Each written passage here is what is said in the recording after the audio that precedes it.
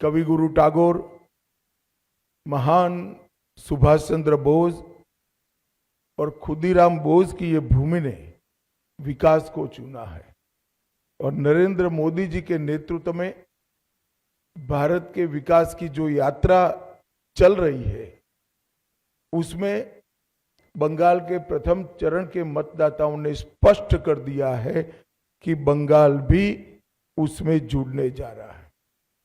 16 जिलों की 52 सीटों पर 92.98% मत ये निश्चित रूप से बताता है कि दीदी जाने वाली है और भाजपा आने वाली है।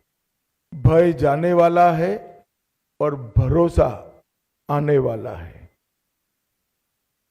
हमने कल देर रात तक हमारे सभी विधानसभा के कार्यकर्ताओं के साथ भारतीय जनता पार्टी बंगाल की टीम ने एक असेसमेंट करा है, जो पोलिंग हुई है ऐसा इसका, और मैं स्पष्ट रूप से आपको बताना चाहता हूं 152 सीटों में से 110 से ज्यादा सीटें भारतीय जनता पार्टी जीतने जा रही है।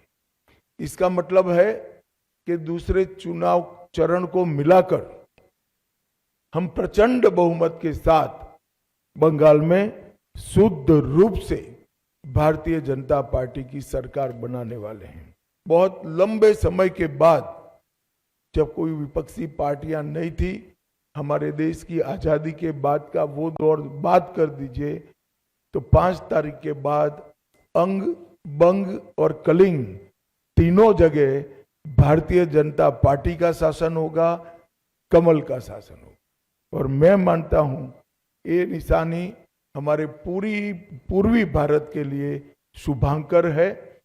नरेंद्र मोदी जी ने 2014 में कहा था कि भारत की दोनों भुजाओं का, भारत माता की दोनों भुजाओं का सम विकास होना चाहिए। पश्चिम के क्षेत्रों में विकास काफी अच्छा हुआ है, कोई न कोई कारण पूर्व के क्षेत्र पिछड़े हुए हैं।